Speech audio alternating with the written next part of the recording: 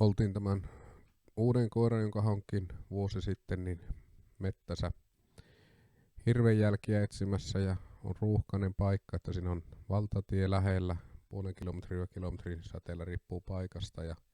sitten on jokisuu ja iso oja, niin 700-kilometrin päässä tuosta, niin päätin sitten ottaa koiran remmiin kiinni ja lähteä yhdessä etsiä jälkiä, että jos sattuu, että hirvi huomaa meidät ja lähtee, niin sitten katsotaan päästäänkö koira vai että sen hetken tilanteen mukaan oltaisiin menty. Mutta meille sattui semmoinen hyvä tuuri, että lintuja oli 2 siinä mettoa ja lenteli siinä meidän vieressä ja eessä ja koirahaukkua rouskutti niille ja se neillehän ei ole siis tähän päivään mennessä ammuttu vielä muuta, niin sitten ajattelin, että tässä on hyvä palkinto koiralle ja itsellenikin ensimmäinen metto olisi silloin kyseessä, niin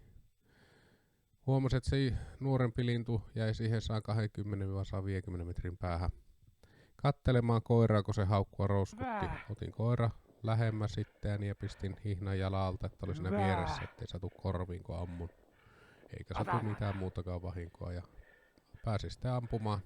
ampumaan mettoja ja päästämään koiran siitä sitten irti ja videolla näkyy, kun koira kovasti ottaa linnun kiinni ja aika hienosti ja pehmeästi pyrkii sen ottamaan, ettei rupea repimään.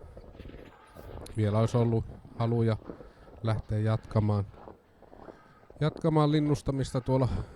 seuraavassa kohdassa, mutta päätettiin nyt, että jatketaan sitä hirvenjälkien etsimistä ja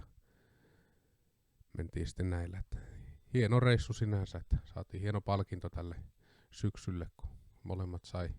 ensimmäisen metson.